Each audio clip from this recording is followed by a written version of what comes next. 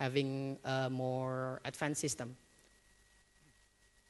And then the institution people have to collect the money on time. Why? Because so let's say the fishermen got 100 on their first selling, and then we can cut like 20 or 30 from their pay. So we get the money, cash. That's answered question number 2 and number 3. Thank you. Another one in my group want to add things? Thank you.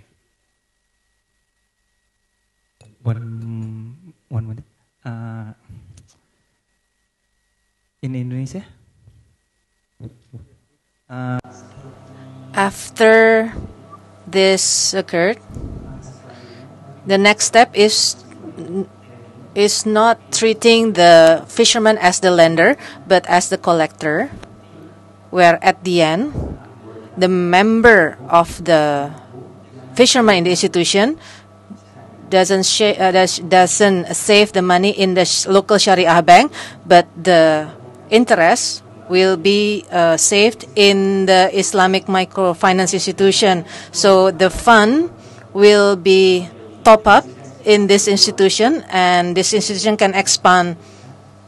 So it will be from us, to us, and by us.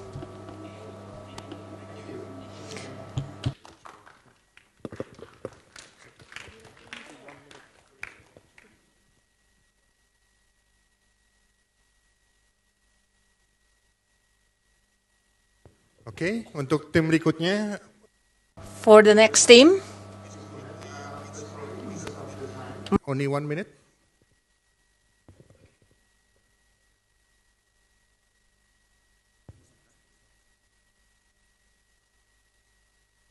Oke, Bismillahirrahmanirrahim. Assalamualaikum warahmatullahi wabarakatuh.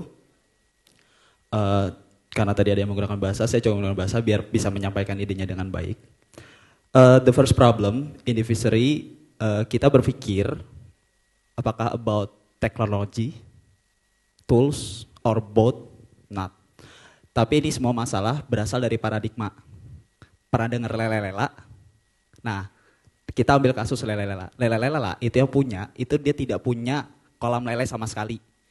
Dia bilang, dia cerita waktu ikut Young Entrepreneur Mandiri, semua pedagang lele, semua yang punya kolam lele, nanam bareng-bareng. Supply demand dong, supply tinggi, harga jatuh, demand tetap. Akhirnya petani lele gagal. Ya udah, si yang punya lele cuma nyuruh, Bapak nanti nanam lele bulan ini, Bapak nanti nanam lele bulan ini. Nah, akhirnya kita punya ide simple. Biarkan perusahaan besar masuk ke dalam nelayan. Kenapa? Karena kondisinya nelayan itu sendiri ujung-ujungnya dia nanti dicegat tengah pasar. Masuk tengah pasar terus gimana? Bukan di pinggir pantai terus ada yang beli. So at the end,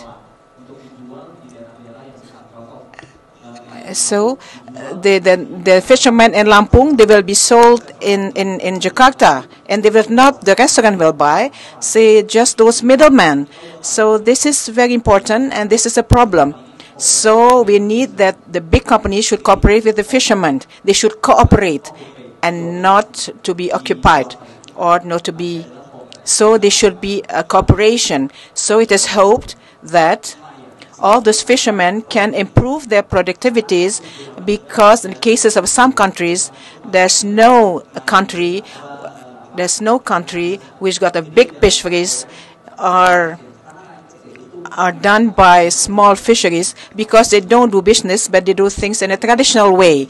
So at the end, in Indonesia, the biggest occupation is coming from Thailand, 10,000 per kilos, whereas the catfish in Indonesia is only 20,000 per kilo in pecel lele. It's a plate of Indonesian. It's not coming from Indonesia, but the catfish coming from Thailand. So this is the experience of one company as an alumni in Bandung, e-fishery, and it is his story. So what we propose here is let big companies come, but they should be regulated so that they can cooperate and not occupy. And we just leave the expansion of this small fishermen to coordinate with, cooperate with bigger companies. So these companies also have their interest. So from this interest, they will make it flourish for the fisheries. So the fisheries also has to take benefit of this. So this company will train those small fishermen to improve their quality. There will be sharing of knowledge. And so the last thing is the role of the government should be more conducive. So we should let the Indonesian companies to come, so there will not be a capital outflow. So these funds will stay and come back in Indonesia.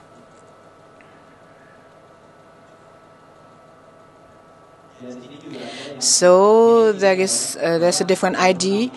We work with microfinancing, and here what we did here is regarding the tools, but also about paradigm, as I mentioned previously. So hoping that by cooperate with big company, we can cut the brokers from the fishermen to the fruit producer. As we know that in Indonesia, if we eat a fish, it's not through one or two brokers or merchant, but maybe 5 or 6, so that the price of the fish is increased highly. So by doing this, we hope that the price can be for fishermen. We hope that their sales can be increased and the price can be lower, so that we can get quality fish with a lower price. And by this, after that, by cooperate with big company, we also hope that the education of the fishermen can be also increased, so they can use the mobile apps technology to predict the weather, the price trend, or etc. I think that's all. Thank you very much. Assalamualaikum warahmatullahi wabarakatuh. Thank you. So cooperation with the big companies and how to leverage from them, and also how to do the collaboration with the microfinance. Okay, so for the next team, Team D, on how to give the financial education. Okay, Assalamualaikum. I'm the representative of Group D. So basically, starting from the challenge of financial education itself is lack of knowledge. Like, for example, basic knowledge of accounting, because maybe they don't graduate from the good school, maybe just elementary school or junior high school. That's why they lack of basic knowledge, and therefore they don't even know about government regulation about financial thing and so on. And basically they have low income, because this low income actually means that, okay, I don't have to have advanced financial planning. So this is the second reason. And the third one is bad habit. This bad habit can be a challenge for educating them, because bad habit, for example, like smoking. Okay, I prefer to buy cigarettes instead of saving money. And then there are no initiatives taken to educate the fishermen, either formally or informally, voluntarily or involuntarily. And there is no awareness of technology at the moment, because we can imagine that fishermen in Indonesia are very, very ordinary. And then there are limited financial product by FEs, so there is no penetration of financial education management there. So how to educate them is basically we build also the education curriculum, like the subject and how is the method. And we can embrace the community of fishermen there. So basically this is kind of easily to teach them in a group. And then after that is increasing financial literacy. It can be done from school, junior high school. For these things start from early age, they already know about this. We also try to educate them through mobile phone, such as making application, but if the mobile phone is not that really sophisticated, then maybe through SMS or this thing. And after that, there is also educating them by embracing the social interaction in the fisher environment. Maybe this is happen in Indonesia only, where there is, for example, arisan of the ibu-ibu, of the woman there, and then at the same time, we can educate them. And then there is incentive for a financial institution who, for example, provide products or training for them, for the fishermen. Like, for example, I found microfinance in Indonesia, so they give this financial planning to the customers or nasabah. I think that's all. Thank you. Thank you very much. So, thank you for all of the teams. Let me wrap up. I think I'll speak in Bahasa for the wrap up. Terima kasih Bapak Ibu sekalian. Thank you, ladies and gentlemen. We have heard a lot from A, B, C, and D about the communities, the community-based, whether it is from the fishermen. But I think this is very important for the business challenge, and we have talked previously. So this is a point that could be used, which can be reinforced to improve the level of living of the fishermen in Indonesia, and also the cooperation with big companies, which is also an aspect worth mentioning here. So we come back using microfinance, a community-based approach in education, and to get more information. Thank you very much. And I think we'll give a little bit of sharing, but because of time, maybe it will be very quick. So if you have questions, you can ask me directly or Muhammad for further answers. Muhammad, you have the floor.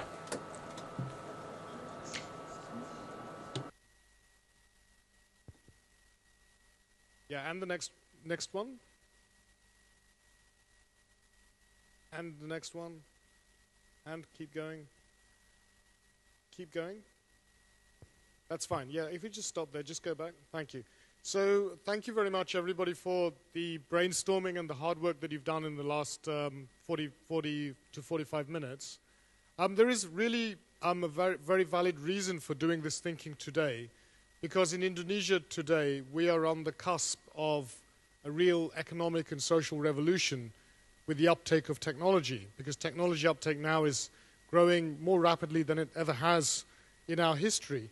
And that's evidenced by the fact that smartphone connections are growing faster than ever before, as indeed is internet penetration. So internet penetration today is a third of the population of Indonesia, and smartphone penetration is growing at the rate of approximately 2 to 3 million additional smartphone connections every month. And that means that more and more people are now becoming capable of accessing the internet.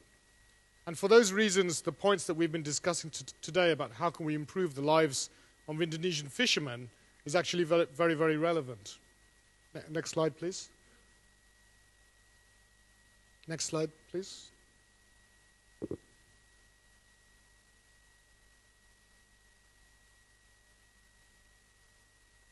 So with that, and with moving on to the next part of our program, I'd like to thank you very much for participating in the discussions that we had today about financial inclusion and about the challenges that we can address to help improve the lives of Indonesian fishermen, which is what we've been doing for the last 1.5 hours. So thank you very much.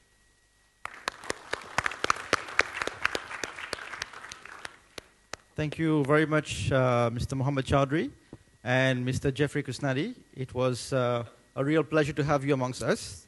Ladies and gentlemen, we now have amongst our midst His Excellency Mr. Anies Baswedan, Minister of Education and Culture of Indonesia. We also have the Vice President of IDB, Mr. Said Aka. So without further ado, I would like to call His Excellency Minister Mr. Anies Baswedan on stage to deliver a few remarks.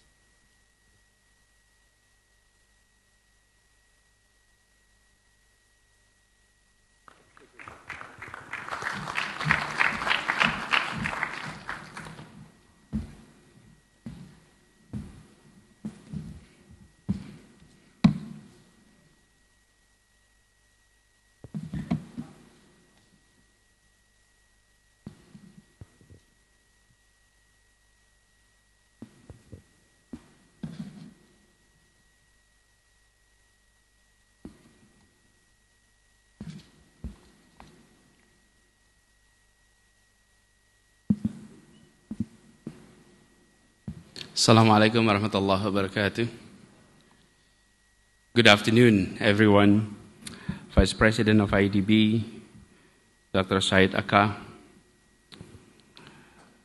Dr. Andin Hadianto, Dr. Isa Rahmatar Wata, Zaki Mansur, ladies and gentlemen. It is indeed an honor to be invited to attend this important gathering. It was a few weeks ago when I received the letter of invite to participate in these meetings of youth in development, innovative solutions for financial inclusions. So I told myself, inshallah, I will come. This morning I was in Palembang to attend the opening ceremony of OSN. In Indonesia we call it the Olympic Science Olympiad for students, a National Science Olympiad in Palembang, and then come directly to Jakarta so that I can join this very important gathering this afternoon. For us, it is indeed. I am now serving in the government in the area of education and culture. And part of our challenge is to prepare our next generations to be able to participate effectively in the 21st century. The challenge we have today is tremendous. Our kids, our children, these are 21st century children. The teachers, all of us, were 20th century teachers. And the classroom that we are teaching is 19th century classrooms. We are now dealing with challenge that is tremendous. Now, part of our endeavor is to make sure that we're able to provide a platform that enable everyone to participate in the 21st century economy. And what is required?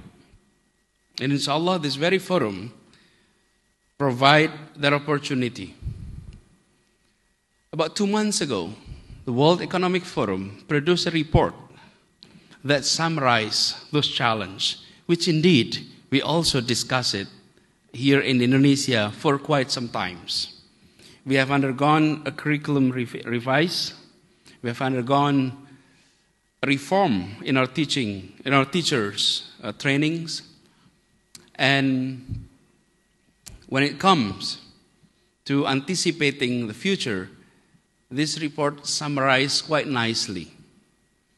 Number one, that was required, 1 out of 3. Number one is what they called characters, which we always also underline, characters. What is characters here? What do we mean by characters? 2 components. 1 is moral characters. 2 is performance characters. What is moral characters? Honesty, integrity, iman, taqwa. All of that are moral characters. On the other hand, you have a performance characters, endurance, curiosity, leadership, entrepreneurship. All of them are in the columns of performance characters. Those are the first pillar that we need to ensure that our next generations were equipped with. Number 2 is what is often called as 21st century learning skills. What are they? 4C. Number 1 is critical thinking. Number 2, creativity. Number 3, communication skill. Number 4, collaborations.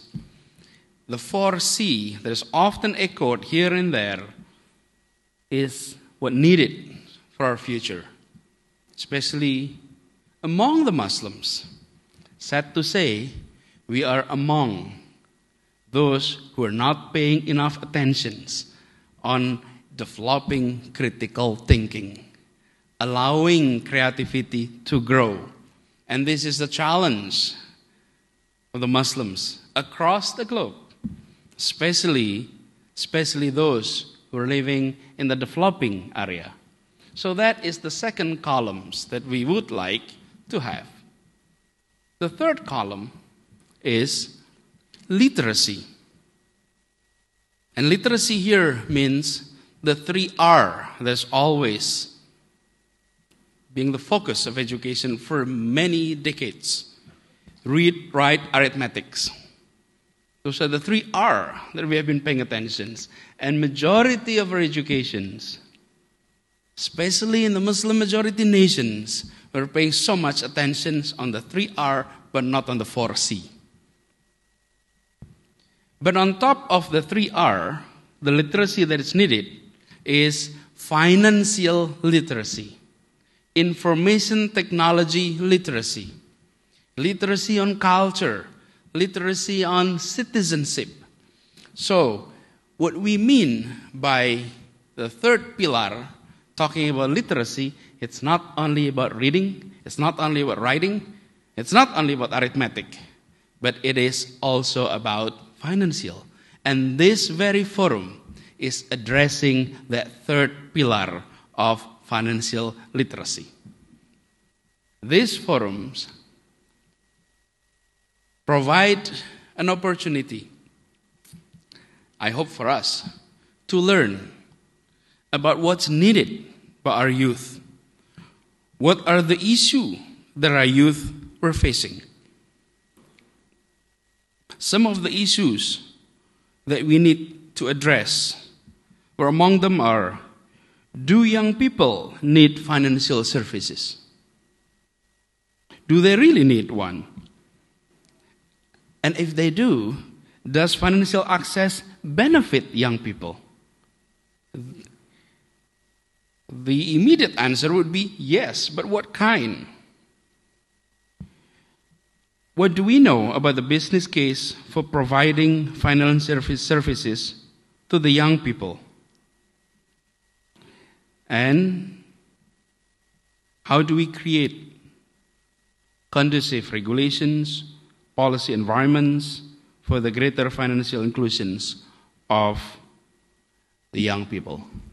Those are among few questions that I do hope this very gathering we're addressing, and also provide a platform for sharing. We know in the area of education, to improve the quality of our service, what's needed is not rules. It's not additional regulations. What's needed is creating an education ecosystem. I often ask Dr.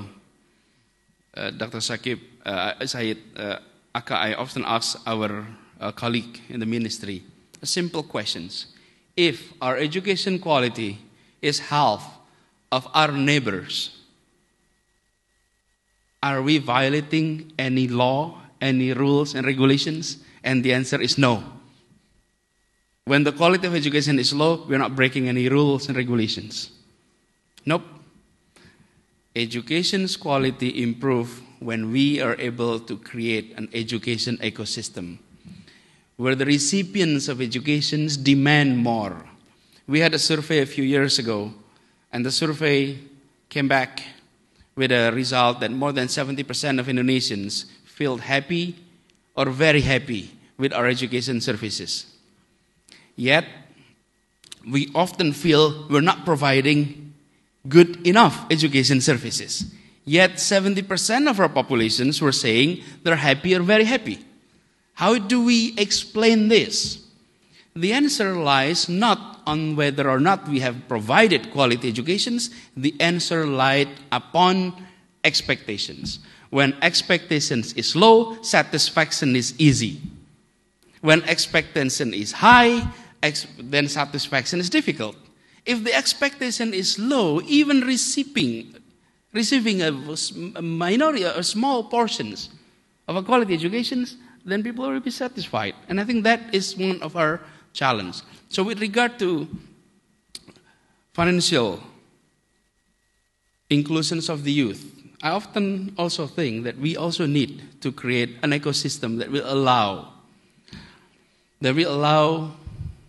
stakeholders, individuals, institutions to participate, to interact, And now we're living in the world where when we're talking about organizations, we're talking about engagement, then it is no longer centralized. Engagement is no longer centralized. Engagement is now very much decentralized. Individuals, institutions can interact one another. This is what I often call that we are transforming our educations from a programmatic approach into a movement approach that allows all parties to get involved. We are transforming from an encyclopedia model into a Wikipedia model. An encyclopedia model is a centralized model in which the government invited best expert, define all solutions, and then provide it to the people. Now government should step up, not only providing. In fact, the provisions of services continues. However, we have to enlarge rooms for public engagement, public participations, new ideas, and so forth. And we're heading into that directions. And for our colleagues, our friends coming from outside Indonesia, I would like also to share, this is a land of opportunity. We often in Indonesia, we inside often fail to recognize our opportunity. So allow me to share a little bit. This is a land of opportunity which often absent in many worlds. In this archipelago, there are no less than 719 languages spoken by its populations and spoken by 254 million individuals living in 6,000 islands, comprised of 416 ethnic groups. Very rare we found nations across the globe as diverse as Indonesia. And yet, we're united. Two components that often mentions as the uniting factors. Number one is language. We had agreed upon a common language, 1928, 17 years before independence. Our common language was not decreed through constitutions, rules, regulations, no, but it was the youth that come together, agreed to adopt one common language, and that one common language was not the language of the majority people. In fact, it was the language of the minority. It was a breakthrough that glued these nations together until today. And inshallah, for the infinite, inshallah, we'll pray for that. But this is a rare case. You go across the globe, even when you come to European Union, there are 28 countries come together, form a union called European Union. And their common language, their official language is 24. So everyone speaks through translators. For us, when we have gathering, we need no translators. When we have even conflicts and we come together to negotiation tables, we need no translator for the people to come together to agreement. And that has provided a very strong foundations for Indonesia, not only to have unity, or not only to have union, but we also have unity. So that is something that we'd like to share. And with regard to our youth, we still have a lot of challenge. Our student populations is around 57 million in total. And if we index, Indonesia always ranked the lowest in almost every standardized international scores. If you are seeing a PISA result, Indonesia is among the lowest. If you're seeing TIMSS result, Indonesia is among the lowest. Are we that bad?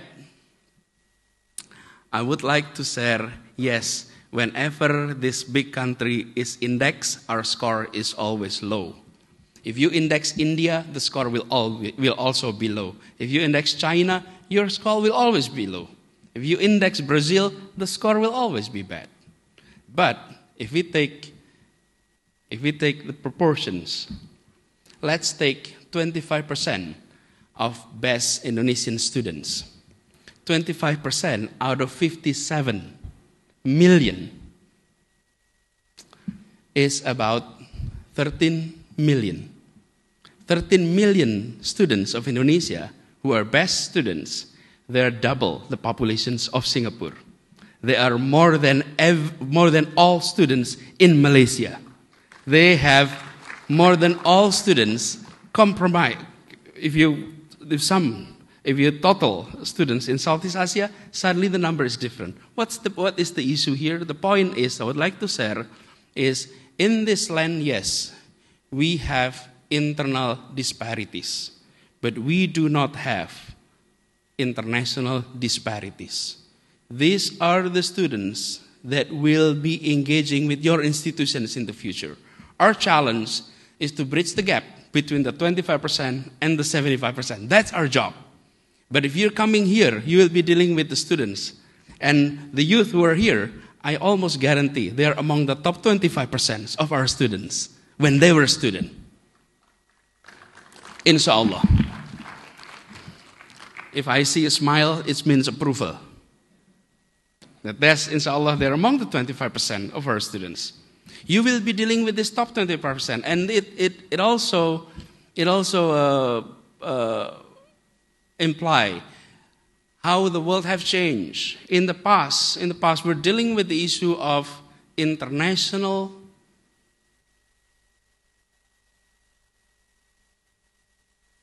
achievement disparities or between countries disparities. Now what we are facing is internal disparities. And I hope that sort of give you a flavor that actually this is a land where the foundations for modern democracy, for economic growth was made long ago.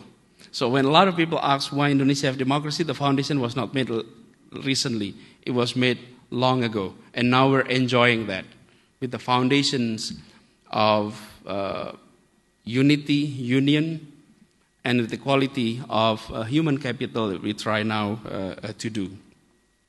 With that, I do hope that this conference allows many of our youth to learn and to be able to share some of their accomplishments.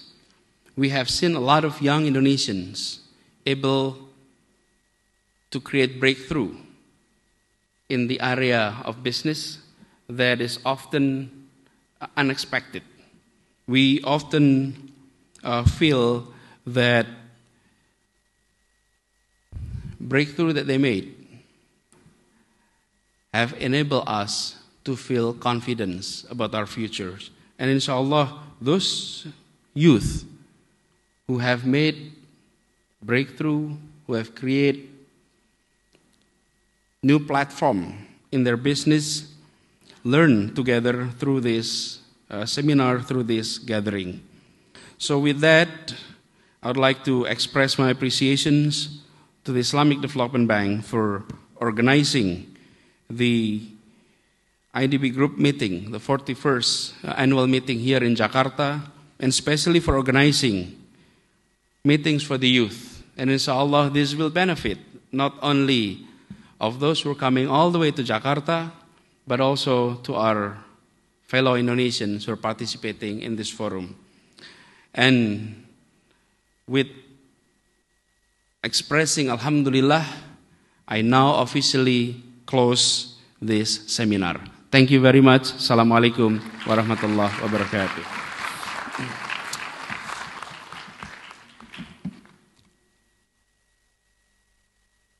Thank you, Your Excellency, Mr. Anis Masvidan. Ladies and gentlemen, we have reached the end of this 5th Youth Development Seminar of the IDB. We would like to thank you for your participation. We would like to thank the organizers of this event for their support throughout the organization of this seminar. And we would like to give you notice that this event is an annual event, and we look forward to seeing you for the next Youth Development Seminar. Thank you very much. Wassalamu alaikum warahmatullahi wabarakatuh.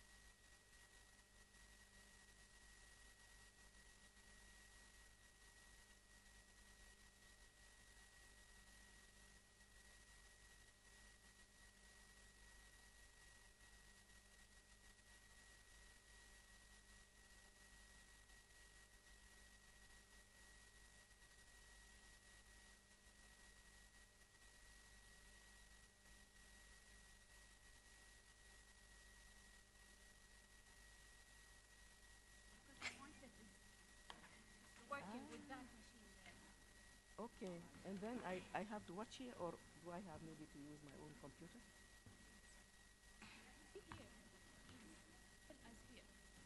I won't see here. So. Is it too? Can I see well? No, what I can do is just to open my computer.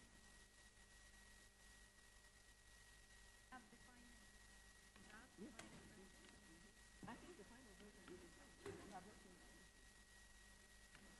I don't think you have changed it. No, I don't think so. Yeah. But you have case. In case. Okay. I don't see. Yes. Sudan.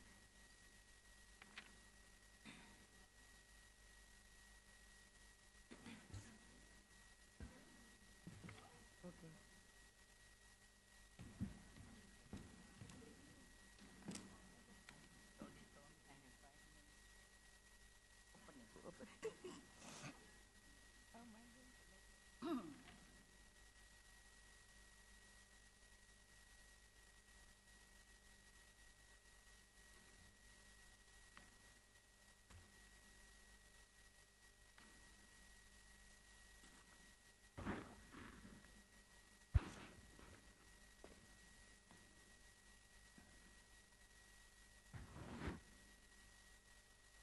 Okay, cool. Me too, me too.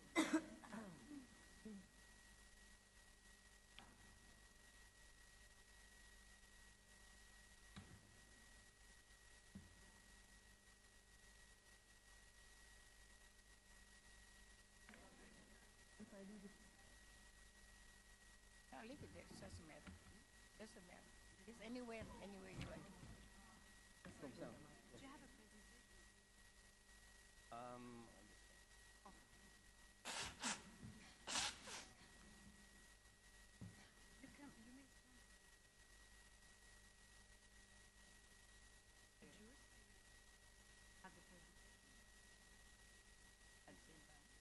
You may introduce them all at the same time. Their names and then. But then from here or it's up to you. Stand or you can stand. Maybe stand, maybe. Follow this, the second one. I is, prefer standing. The first one is. Aisha, we can stand. You can stand. Or you can. Okay. Abda. Abda. My first name is Abda. El Mahdi. Surname is El Mahdi. Aisha. Bahia Aisha. Instead of C, you put S.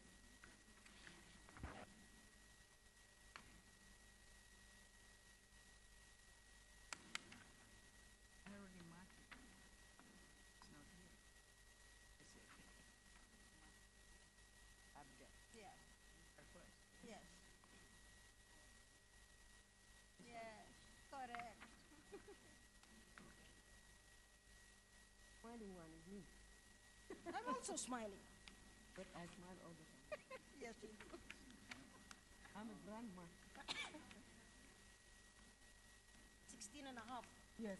Don't forget. They're waiting for you.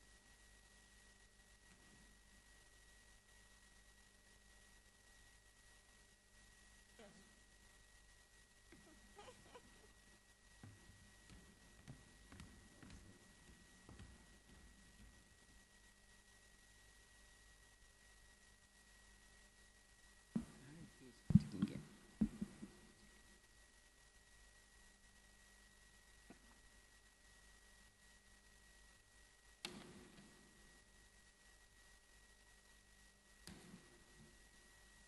Most honorable and distinguished ladies and gentlemen, in particular our panelists who are already in front of you.